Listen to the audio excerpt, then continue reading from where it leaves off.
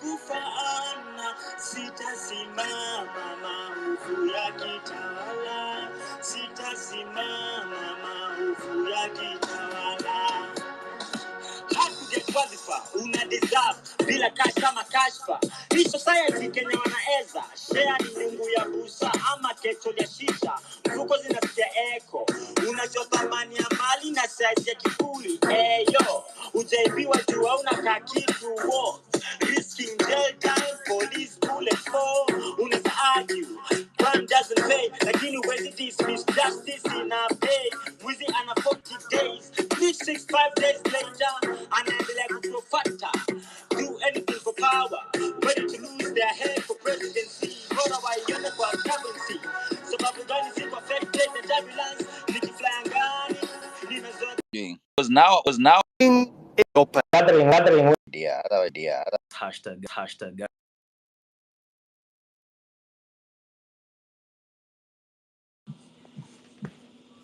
Gathering where the president really sold a great fear that they will dealt with people excessively, and that means according to his speech, the guy is even ready to do the worst. People should not back down, and people should not do anything, but people should focus on Ruto must go. Thank you much. I will stop at there and let other speakers go. Thank you. Thank you so much. Hannah, over to you. And I see Dr. Mkawasi is on with us. Welcome on board. Hannah, over to you. Hannah, can you hear me? Yeah. Yes, Marge. Can I come in a few minutes, please? That's all right. So we go to the Godfather. Godfather, take a go. Thank you, Marge. Thank you, Hillary, the other co-host, and our key speakers, the General, Migaya Cage. I think Agustino Neto is not yet here, among others, and those who have already given their sentiments on this current affair that is developing, has been developing for the past few weeks, if not a month, in the country. So mine is very simple and very quick. To begin with, I'm asking our speakers, our panelists today. We see Occupy JKIA trending. This is something that has been mooted before. Now we are at it, and it seems like today it was the number one trending hashtag, so to speak, in the country, which means on the 23rd of July, we are going to occupy the JKIA. What portends, or what are the aspects of trying to occupy JKIA, apart from on the face value we are trying to stop international travel so that the country can actually understand that we are serious? Can we also have occupy Uhuru Park as well as JKIA? That's also another question that I'm also pushing so that our speakers are going to answer, so that we have some clarity, and maybe that will also be very interesting in terms of trying to stretch the police force in terms of how much they may have to deal with. And lastly, the revolution is on. No retreat, no surrender. Patriots, let's march forward. Thank you so much, Madge, and the other co-host, and Hillary, and let's see others. Thank you. Thanks so much. I would like to give this opportunity to Dr. Mkawasi, if you're ready to say something before we proceed here. Thank you so much, Madge and Hillary. So a quick comment I'd like to make is, as we've been proceeding and watching things unfolding, that I've been interacting quite some with a good number of reactionary voices. So I'd like to speak a little bit on this. Now, if you voted for Ruto thinking that he will bring down dynasties, and you say he did bring down dynasties, and that he will give back Kenya to the ordinary Mwananchi, now, what triggered the revolution, which is the finance bill, proved that that was a wrong promise, because all he did was snatch the system from the dynasties and inject it with steroids. Because this right now, what we are watching is like dynasties on steroids. all demands from reactionaries who are claiming they are on the side of the revolutionaries miss one thing, and this is how you'll recognize them. They strategically go silent on acknowledging stolen funds, stolen public funds way back from Kenyatta 1. A key reason why the hideous and inhuman injustices of injustice of poverty is going on right now. I mean, there's no way you can see your relatives or you yourself experiencing the level of poverty that is going on right now, and think that the dynasties have been removed and we are on our way to becoming a better country, and that we should give a chance to what is unfolding. That is something that I think we have to be careful about when we start having people who are telling us, you know what, I'm not quite sure about where you guys are going with the revolution. I think you should just wait for the old guards to make things right. The revolution you have triggered is ours too, we in the diaspora. And I think this is an important thing for me to mention to my diaspora friends. Kenyans abroad we have to pool our resources, both financial and intellectual, in providing the support necessary to build the Kenya that Kenyans have already articulated they want. And that Kenya is already ideally in the Constitution. We went through this whole Constitution revamping. It's there. Transforming those ideals into reality is the work of the revolution. We have the map. We know the destination. We need the vehicle and the fuel to get there, and that is what revolutions do. So it's necessarily what I'm looking at is a journey of a people that are taking us from unrealized ideals to a reality. Now, the reality of a successful revolution becomes a nation that accommodates all the citizens by providing opportunities and the possibilities that we're looking for. It doesn't take much for a Kenyan abroad to go back home and just see where we are. I mean, you can go there with all your money and have a good time, but you know the reality and you cannot be blind to that. No matter what, you cannot be blind to that. Now, if along this journey that has been parked by Gen Z, the drivers entrusted with leadership become rogue or something, then the revolution, it becomes necessary to offload whoever it is. So you also have to look at whoever it is who's driving this bus, and you have to always be conscious of where you're going. Where are we going? There's this notion of a leaderless movement, and that does not mean that it lacks leadership. So a leaderless movement, we may not be able to see who's behind it. We may have a group of people who are going towards a certain destination. But one of the most important things is to also figure out how to create that leadership structure. Beware of the pitfalls of leaderless revolutions, for example, like the Occupy Wall Street. It had you can say its gains, because that will make you avoid the mistakes that were made before. The most important thing for me, I think, is to have an unbreakable core. How you create that unbreakable core is for you guys to figure out, and then you tell us what it is that we need from here. Because one thing we might know, we get involved every day with what's going on the ground, but we still have the advantage of having physical safety. And another thing I'd like to say, because this is something that is said a lot by people around me, that these are kids, they're younger than us, your kids and nephews and nieces age, they really are going to need help. Now, it's for all of us. This revolution is for all of us because we're all engaged in building a Kenya. Be bold in your ability to actually form a government if that becomes the place to go. Peaceful revolutions, for example, the Velvet Revolution, which I've mentioned before, that were led by a generation as educated and as knowledgeable as you guys have shown to be.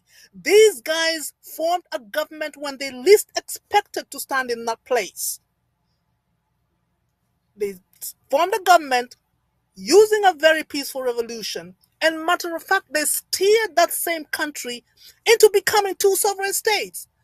So, I mean, they did this incredible thing with a peaceful revolution and young people, university students. And to date, those nations stand strong. So you guys can do even greater things. You have to be able to stand in that space and say boldly, Yes, we can be able to form the government, the next government, because we have proved we have the intellectual capacity and we know what we want. So we guys, me, my diaspora people here, I'm saying stand by. Let's stand by. Let's be able to give the resources, whatever kind that's needed on the ground. But let's not watch the acceptance by reactionaries of something that we see as recycling the same rot, recycling the same system that has for decades brought us to where we are. Because for crying out loud, we have to at least say, no. We know what our relatives are going through. We know this. We know the fees we pay all the time, the hospital bills. I mean, we can be on the phone, you're somewhere far away, but you're on the phone with someone who's running through hospitals, looking for the cheapest hospital to get their kid treated. And I'm not saying this because I'm making it up. I'm saying it because I've been there. So these are not realities that we don't know of. They're realities we share. And we in the diaspora have to be able to say no. We've got to be able to be a part of this revolution in some form, a very effective form. Over to you, Chair. Thank you very much. Thank you so much, Dr. for the very, solid submission there. And so now we move to Josephine. And if any of the speakers is speaking longer than 2 minutes, it's because we have guest speakers also. So don't feel like we're being biased. Josephine, over to you. 2 minutes, please. Thank you so much. Can you hear me? Loud and clear. Thank you. Thank you so much, Ervi and co-host and fellow Kenyans. Both in Kenya and diaspora, I want to say good evening. I thank you also for giving me this opportunity to ask. And my first question, I would want to direct it to Dr. Meguna. And this is my question for you. Do you think it's the ideal time now we push for amendment of our constitution so that we can limit positions of leadership and how leadership is deliberated and given to recycling leaders who have ever been in offices in memory, and you want to die in the positions without letting other people get these positions? Second, do you think that if we do that, it would eradicate the levels of corruption? Given that at least somebody knowing that I am in the government for 10 years, that means before I get to that position, my lifestyle have been audited, and any other more monies that I would be having, I should be accountable to the citizens of Kenya, and that will keep away the monopoly of people thinking that they are superior and they own this country at our mandate and they can just take us the way they want. So those are my two questions, and my input to Tuesday's incoming Occupy all the airports. I am all the way from Mombasa, and I believe I will be out there in Mombasa doing the needful, like any other Kenyan, fighting for our rights and ensuring that we meet the standards of what we need, because we are entitled to good governance. We are entitled to quality services and with no corruption. We are entitled to get essential documents within less than an a week, but this is not happening. So that leaves us in dilemma as citizens. You realize that you need an ID, but you cannot get it within the right time unless you bribe. You need a passport, you cannot get it until you bribe. You need a good certificate of good conduct, and all the same. Having said that, I would also find it ideal that also Dr. Meguna, you would advise on what do you think of us getting some few people who will be actually prioritizing our agendas as we move forward. And I believe that we need to have some leaders per se, not leaders per se, but people who can, once we bring the ideas together, we can actually prioritize them and they say, this comes as priority number 1, number 2, and number 3, so that we don't look like we are in a confused mood, not being able to say what are we doing, and we keep on deliberating on what are we doing, what are we supposed to do first. Thank you so much, and I really appreciate if you give me that feedback. Thank you. Yes, and thanks you so much, Man, Josephine. Just a moment, Hillary. Thanks, Josephine. I wanted to say I think this is the time that Dr. should really just chime in. But before he does, Hillary, over to you. yeah, Dr. as you come in, I've seen Gerotich join us. She's one of the speakers that was invited to come and share the idea. Otherwise, thank you so much. Dr. back to you. Good evening, everyone, Good and evening. good afternoon if you are joining us from different time zones. I have been listening keenly to the contributors, and all of them are on point. I will start by expressing my condolences to those who have lost loved ones, and I would want to express my concern that we have as of now, about 300 missing persons, people who have simply vanished or disappeared and whose whereabouts are not known. I had raised a concern a week ago about information I had received concerning hundreds of people who were killed in Githurai and whose bodies have not been traced, and who I understood, yet to be verified, that they were cremated at the Kahao barracks. I still would like to challenge the Kenya National Commission for Human Rights, the Law Society of Kenya, the defenders, various human rights defenders organizations, the media, the DCI, and various government entities, including Ruto himself, to be able to produce a list of all the missing Kenyans since the protest began.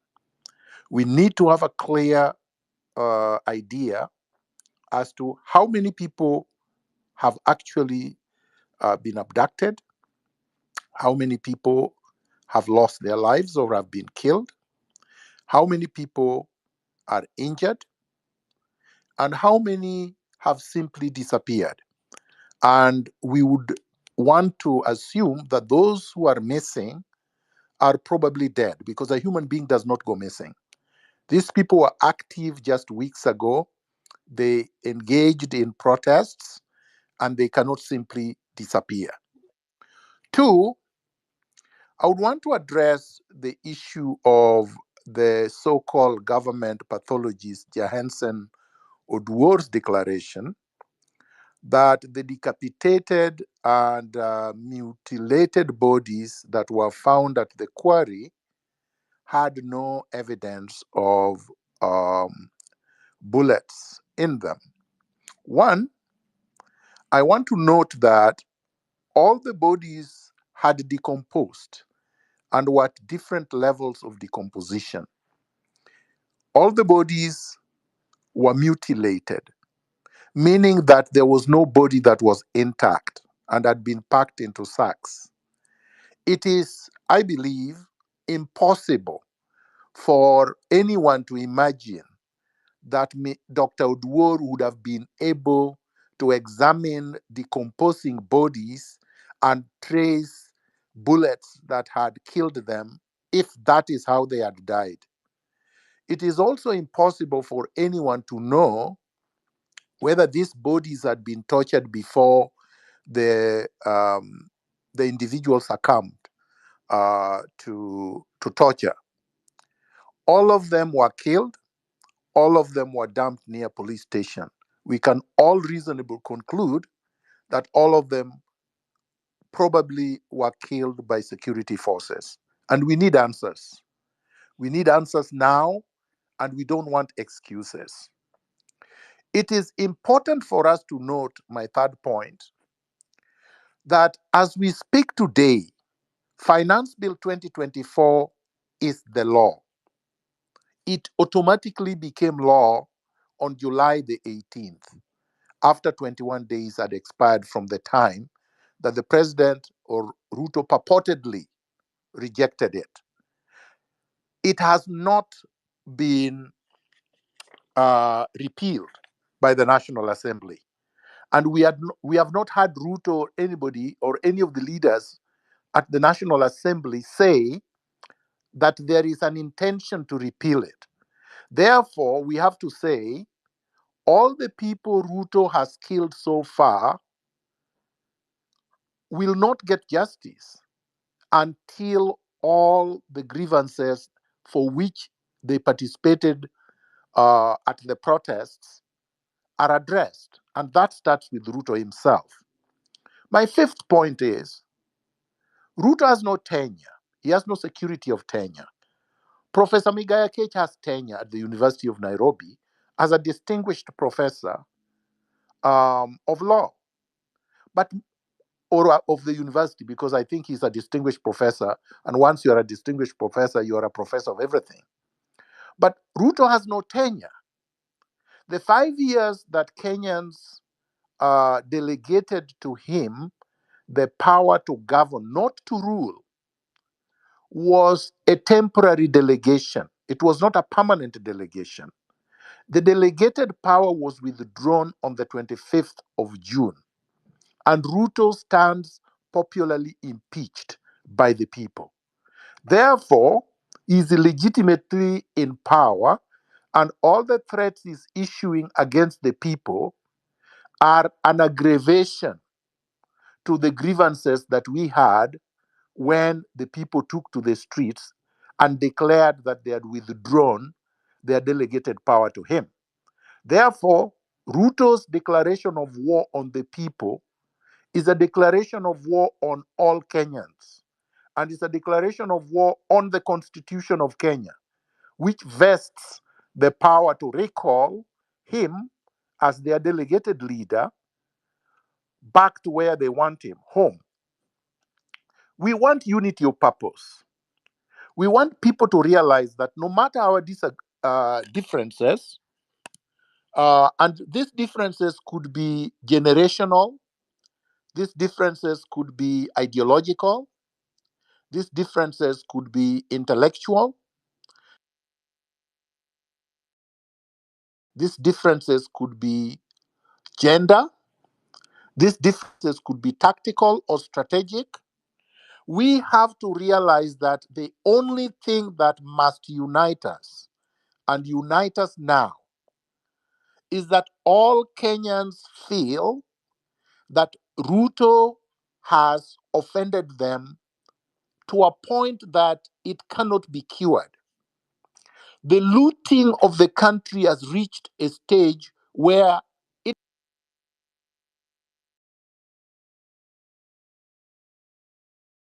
having them apprehended, charged, and tried and convicted, and then sentenced, and the properties they have looted, repatriated, is recycling them. We have Chirchir reappointed to a bigger ministry than where he looted before. And remember, this man started looting at the Interim Independent Electoral Commission. He was involved in the Chicken Gate. Then he graduated to the Ministry of Energy. And the former despot Uhuru fired him because of corruption. But Ruto felt, in his lack of wisdom, that this is the man he needed in the same ministry where he had been fired for corruption. And he continued to be corrupt. And he was recently fired for corruption. Then Ruto brings him back. That shows you that Ruto is irredeemable. There is no discussion, no dialogue, or any kind of reprieve or anything that will change this man. He thinks that after he has killed a number of Kenyans and abducted them and disappeared them, that he has scared the Gen Zs and the millennials and the patriotic revolutionaries who have been facing him every week on the street. And the time has come when we should demonstrate to Ruto through action that we are not backing down. How do we do that? My humble submission is that we should have marathon daily demonstrations and protests. And these daily marathon demonstrations should take place all over the country.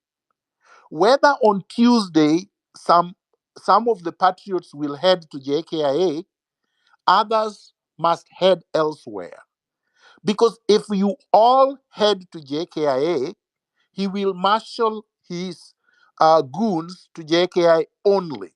Then we will leave the rest of the country for him to roam about and to threaten us. We have to scatter his goons everywhere. As many people are heading towards JKIA, many people must head to Parliament Square and Arambe House and the CBD and occupy all of it. Occupy everywhere should have meaning. When patriots in Mombasa, in Nyanza, in Western, at the coast, at all and in all counties, gather in large numbers, wear Ruto's goons down until he falls. The last thing I would like to say is in answer to the three, I believe there were 3 or 4 people that asked questions before I conclude.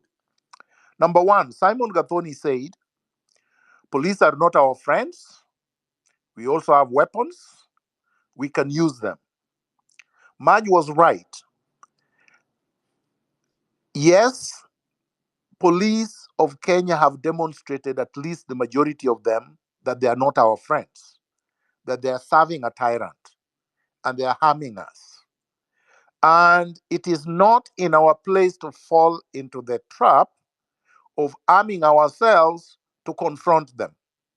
Because when you do that, you may have to form an army to fight them. We don't have time. We don't have the resources. We don't have the arms. They will just pick us one at a time, and it will actually serve their interest in the sense that they can now say we are violent, we are chaotic, we are anarchists, and the world and the press will more than happily champion that trumpet.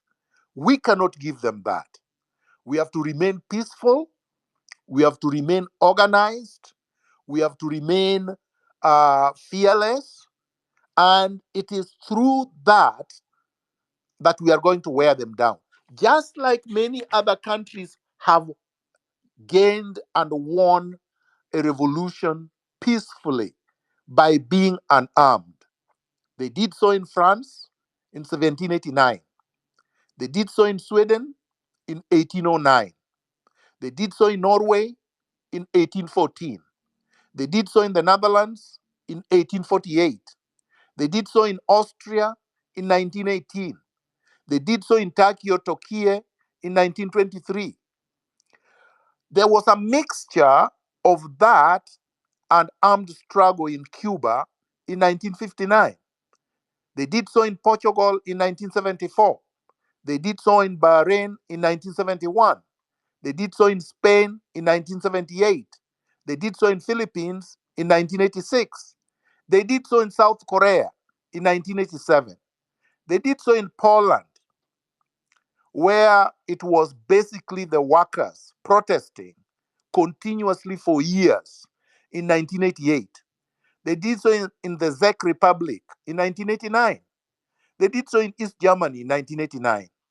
They did so in Romania in 1989. They did so in Indonesia in 1998. They did so in Serbia in the year 2000. They did so in Georgia the year 2003. They did so in Nepal in 2006.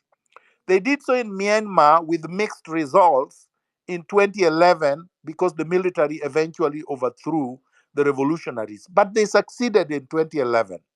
They did so in Ukraine in 2014. And they recently did so in in the Philippines, again.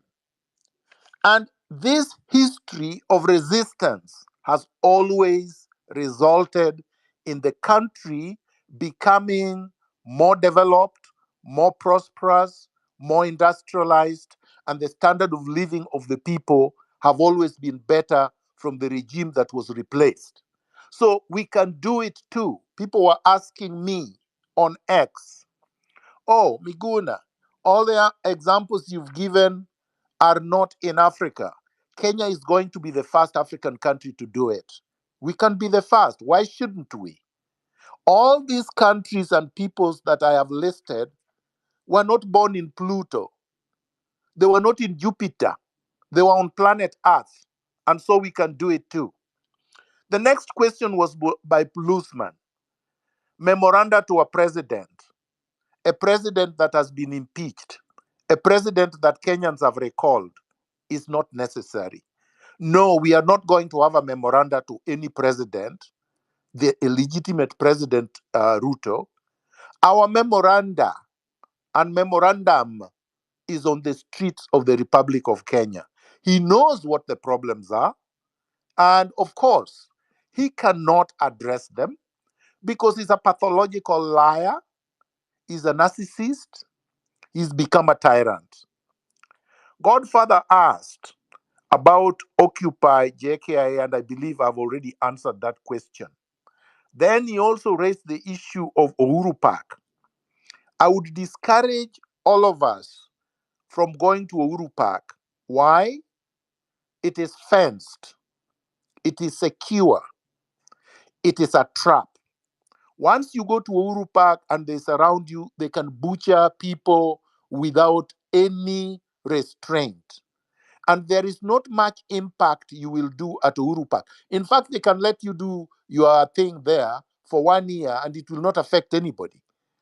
The purpose of occupying public spaces is not just to make sure that we speak to Ruto and his thugs in one voice loudly, but to disrupt everything, to disrupt transport, to disrupt business, to disrupt all activities in the country. That's the language he understands. Ruto understands the language of money and business. He understands the language of how he's going to be perceived abroad, the handlers that he has as the IMF. You saw that the IMF already released a statement trying to appear contrite when they have not withdrawn fully their punitive economic programs that Ruto is trying to impose on us. Josephine asked, should we amend the constitution of Kenya? The answer is no. We should not amend the constitution of Kenya. We should implement it fully. We cannot amend something that has not been fully implemented. The constitution of Kenya is the one giving us the right to occupy the streets, to impeach Ruto, to recall him, to say that he has lost legitimacy and he must go. If we pay attention to the alleged call to amend or whatever, we will be being sidetracked, like Raila Odinga, the conman, tried to do with Uhuru Kenyatta in 2022, when they brought us the poisonous chalice, BBI. We should not fall into that trap. We want our constitution implemented in full. Now, she also said, would it eradicate levels of corruption? The constitution would not eradicate anything. As it is right now, the constitution already proclaims itself and provides for a governance that is not corrupt.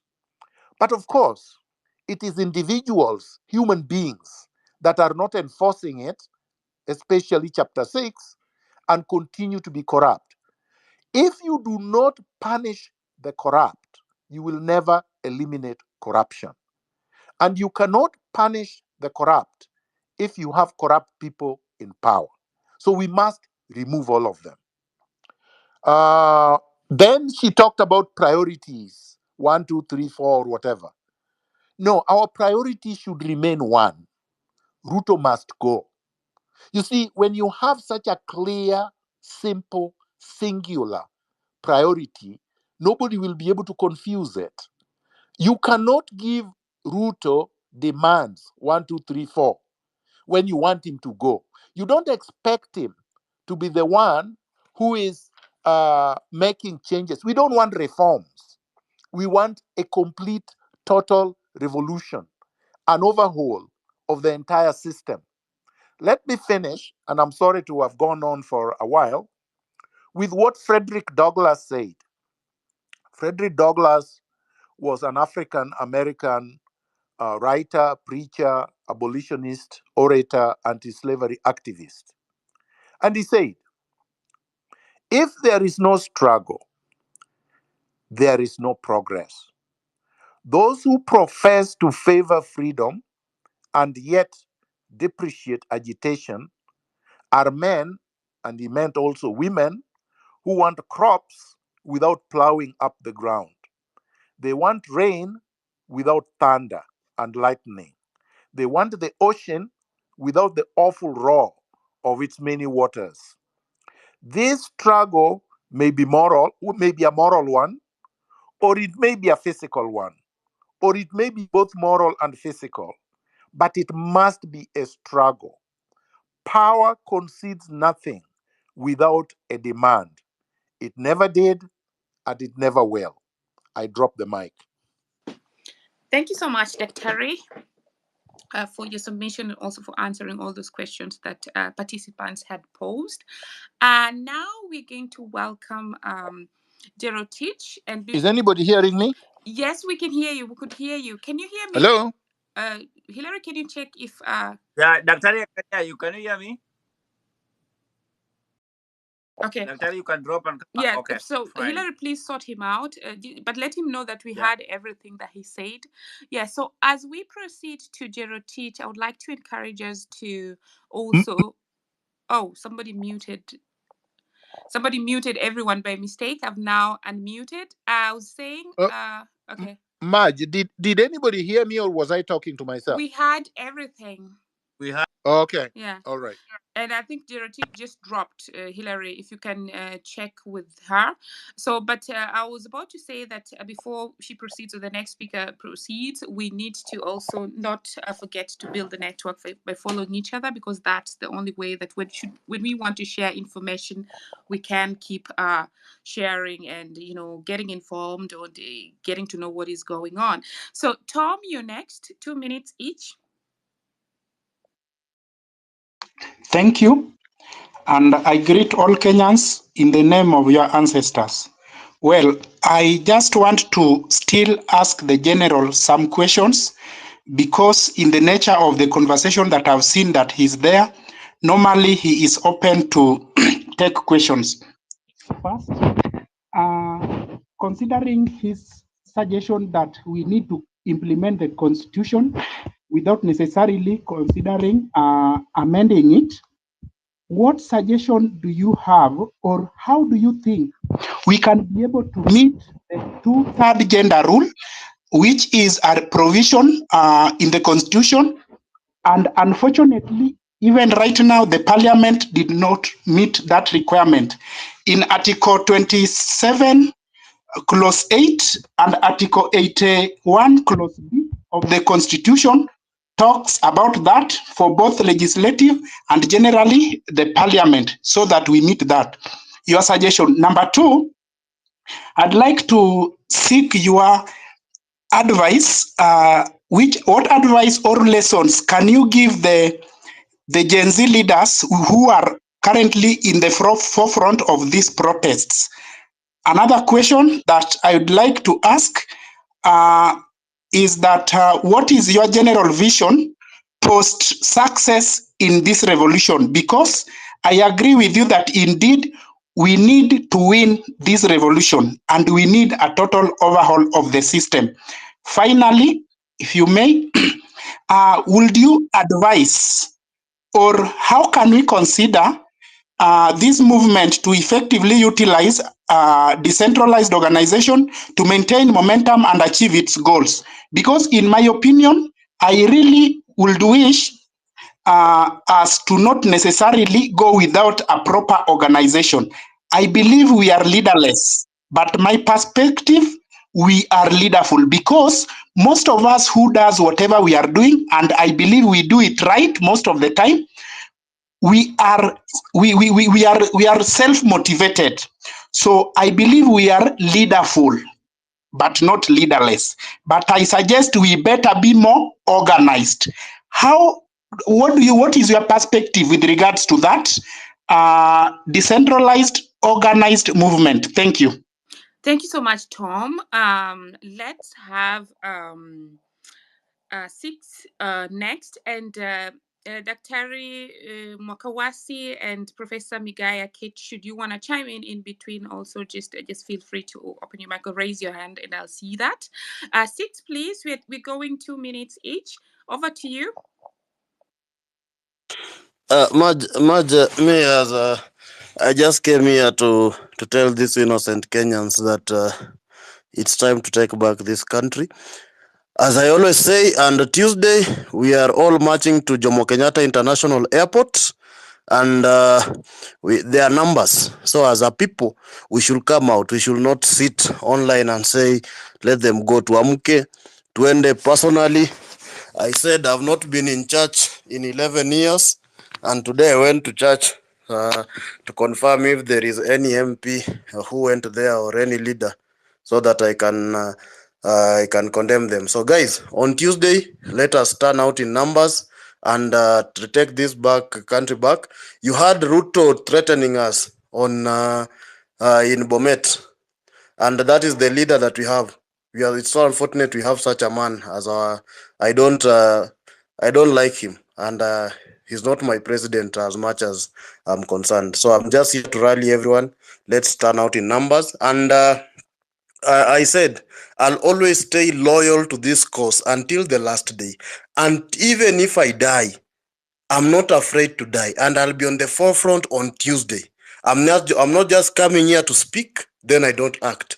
I've been in all the demonstrations since they started, and on Tuesday I'll be on the forefront. And I said there is no money that will buy me as an individual, because I've made enough money to sustain me for the next 10 to 15 years currently. And what I want is a better country where my parents, my children are going to enjoy life. Right now, I have a patient who has cancer but cannot be treated because hospitali za ushago haziwezi mtreat. I have to always bring that patient to Nairobi each and every day, because it's only Kenyatta Hospital that can handle this. So what kind of nonsense is that? Yesterday I was informed the governor of Busia, a very close friend to my dad, has employed all his friends from Karen, yet hakuna watu wa Busia wana kazi. And that has to keep happening daily. Okia Omtata, the one we call a saint here, ameandika his close friend as his PA, who is a very corrupt man. And these are things we have to get and learn daily. So I'll say this, whatever Tom said, we will have a plan when we cross that bridge. So let's right now go take back our country. When we reach there, we have a constitution, and Kenya is a democratic country, and we will know we'll find the right footing after we've dealt with this rogue system. Thank you much. Thanks, Six. Can I assume that you listened to what Dr. was saying the whole time? Had you already joined? Because he recommended that the protests be spread, but that people should not go to Uhuru Park because it's like fenced and would. I just want to be sure that you had that. Yeah, I had, and that's why I say we are occupying Jomo Kenyatta International Airport. Okay, I was just confirming. Yeah. Okay. Uhuru Park is not important. Uhuru Park is just some sort of some sort of a park. If you go into a park or you get into a house and a fire starts burning, it will burn you all down. You'll be suffocated. JKIA is in the open. People can find their way and people can occupy. That is where the economy of the country lies. Those in Mombasa are occupying Moi Airport. They are occupying Kenya Ports Authority. In Kisumu, we are occupying this, is it Jomo Kenyatta Airport? In Eldoret, there is an I think an airstrip there. That is what we are doing. We are occupying all this where the economy of the country lies. Tukimaliza hiyo ni CBK. Yeah. Thank you. Thank you so much. And please, as you go out there, remain peaceful and be watchful and don't give power to the oppressors where they can come back and say, you know, they were beating us and that's why we had to shoot them. Thanks again for joining. So now we go to Biril. Biril, over to you. Biril cannot hear me. So Komwanza and then African origin, and Jerotich has just shared that she's settling and then she's going to come back. Komwanza, then African origin, 2 minutes each. Thank you much. Thank you, everybody. I'll begin with a question to Dr. Miguna. It's very much evident right now that we cannot depend on the goodwill of the president to resign. The president is not altruistic enough, he's not selfless enough to do that. I think history bears me out on that. In 2007, 2017, 2022, we've seen him. So we cannot rely on his goodwill.